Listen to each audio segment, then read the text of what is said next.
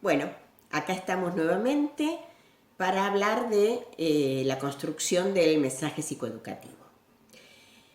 En la red Sanar, el formato que tiene es de un taller que se le destina, esto va a ir de acuerdo a cada disponibilidad de cada nodo, pero generalmente podríamos decir que sería 1 hora para el taller,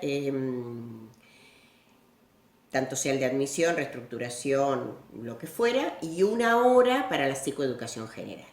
No todos los lugares tienen la suerte de tener este horario, pero sí en general lo que se suele hacer es dividir, digamos, en dos partes, una lo que es el taller propiamente dicho y otra lo que es la psicoeducación general, donde se reúnen todos. A veces lo hacen en orden inverso, pero son dos momentos, digamos, de los talleres.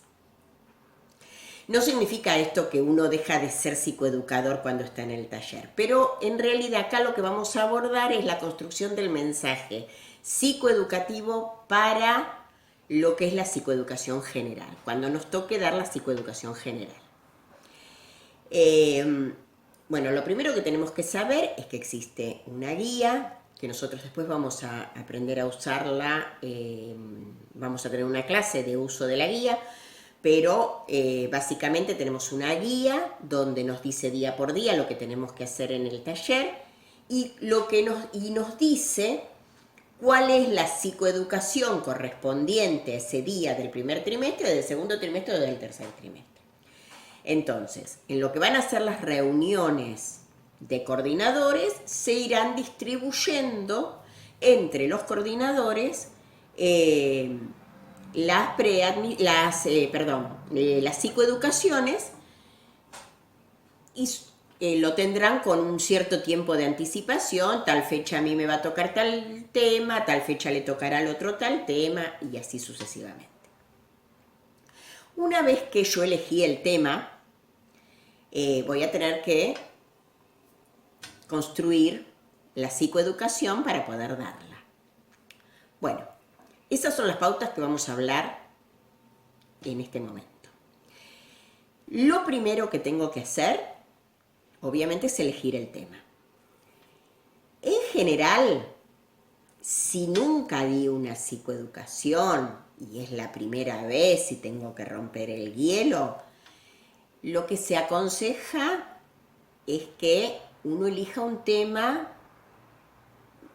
lo más sencillo posible. En la red Sanar hay un abanico muy amplio de temas, pero hay algunos que tienen una cierta complejidad en especial: neurobiología de las emociones, farmacología.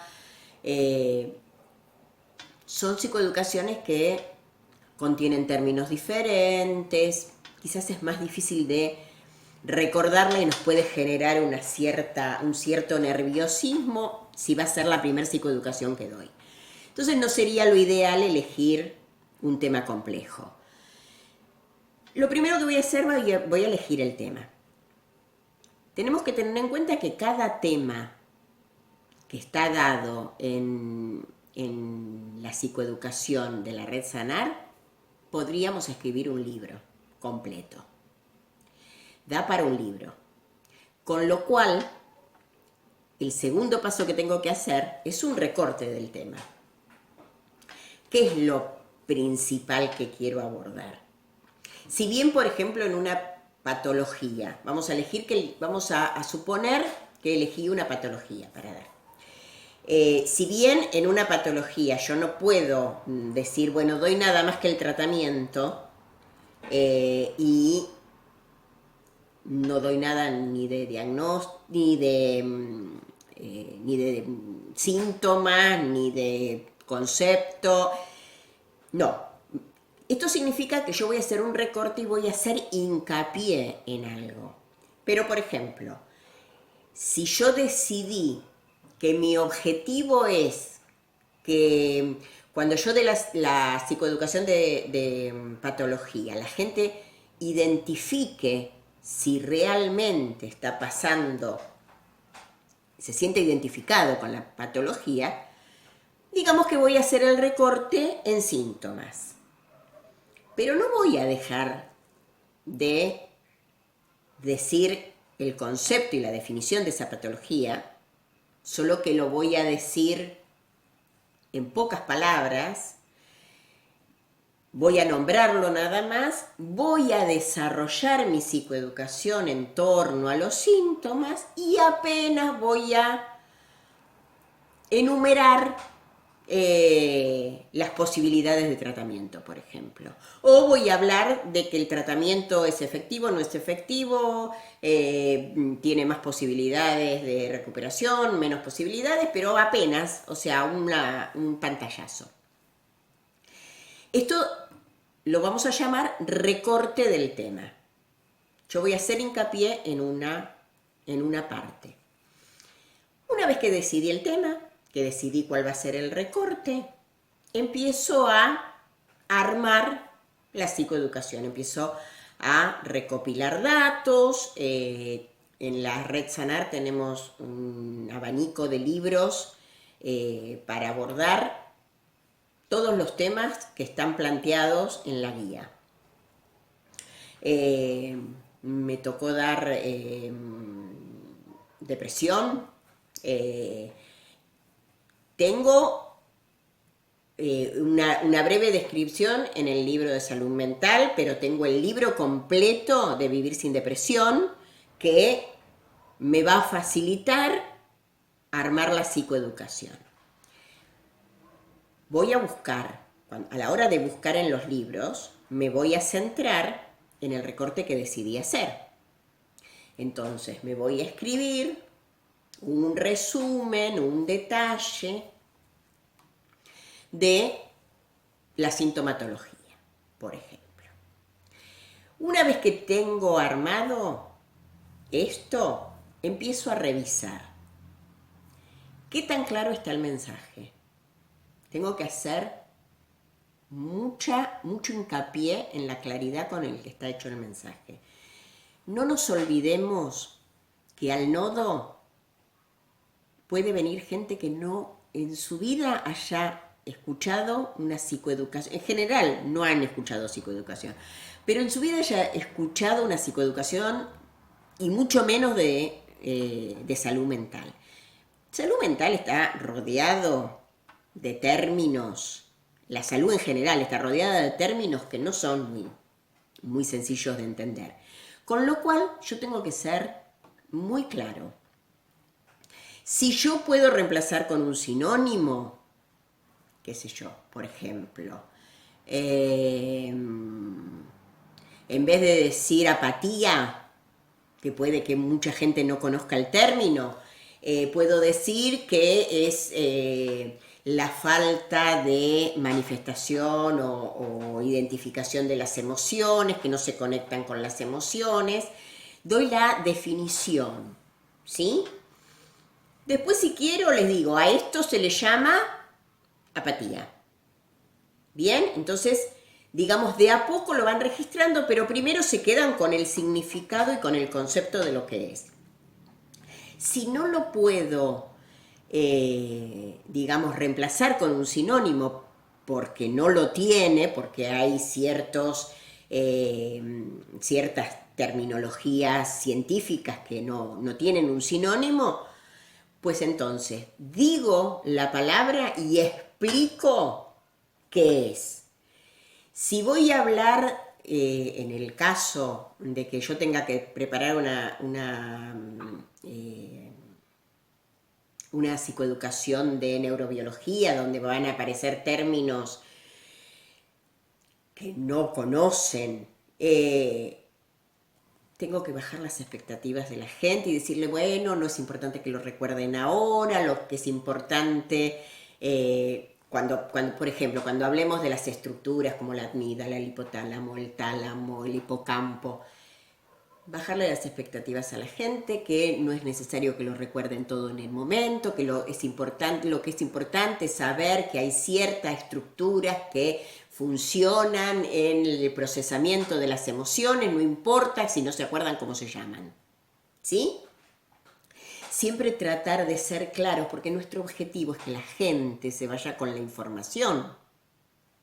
Entonces, si yo le hablo difícil, la gente no se va a ir con la información. Por ahí se va a ir diciendo, uy, qué bien que sabe, cuánto sabe esta mujer, pero no le entendí nada. Y ese no es el objetivo de la psicoeducación. El objetivo de la psicoeducación es que la persona se vaya entendiéndolo. Si no lo recuerda completo, no hay problema, pero que lo haya entendido.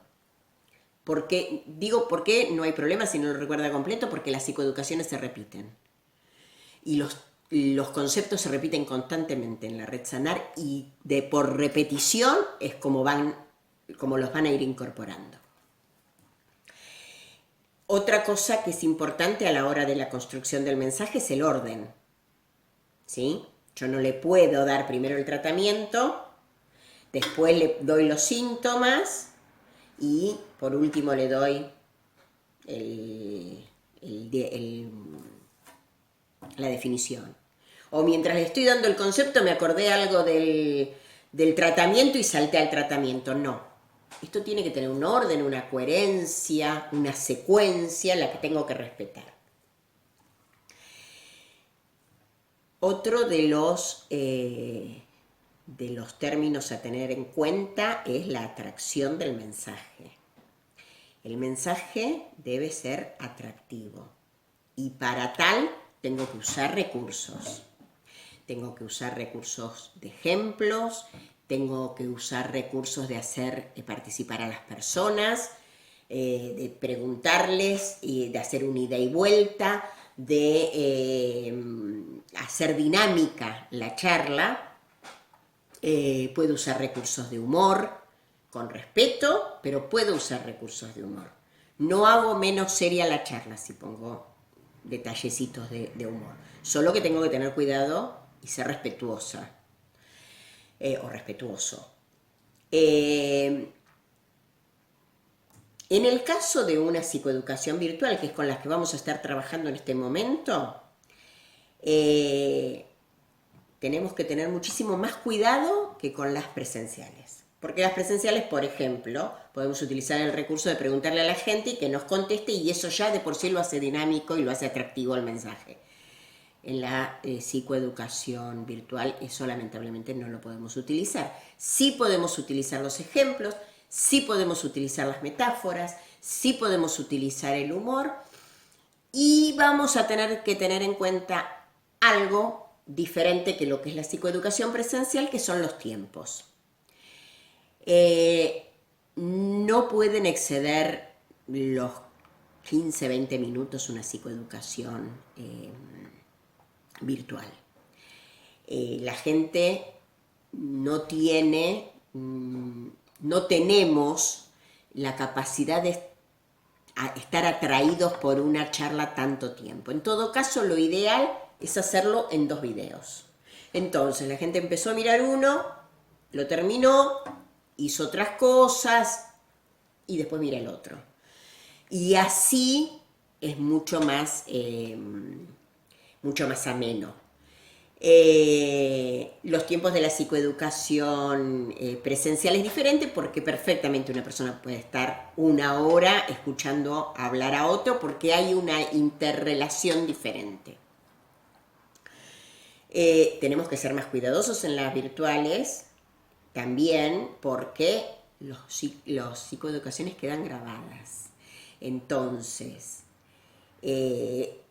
ojo con los errores que en una presencial nos podemos, corregir en el momento. En una virtual tenemos que tener la precaución de controlarlo porque lo que quedó grabado, quedó grabado. Habrá que borrarlo y grabarlo de nuevo. Después tenemos en la construcción otra etapa que es la elección de la metodología. Voy a usar pizarrón, voy a usar pizarrón y tiza, voy a usar banner, voy a usar power, voy a usar láminas. Tengo que elegir qué es lo que voy a usar. Particularmente, esto es personal, a mí me encanta el pizarrón y la tiza. Pero hay personas que se sienten más cómodas con un Power, hay personas que se sienten más cómodas con láminas. No todos los nodos tienen la posibilidad de acceder a un Power. Pero en el caso, por ejemplo, que uno elija un Power o que en el caso que elija láminas, los PowerPoint tienen que ser muy escuetos. Tienen que tener, digamos, que las ideas principales y después el desarrollo tiene que estar por parte del coordinador. No tenemos que estar de espaldas leyendo el PowerPoint, porque para eso lo lee la gente. El PowerPoint hacerlo lo mismo que las láminas con letras grandes, porque si no el que está atrás no lo puede ver y entonces se pierde de la mitad de la información. Que no tenga demasiadas imágenes atractivas ni demasiado contenido, porque eso distrae a la gente.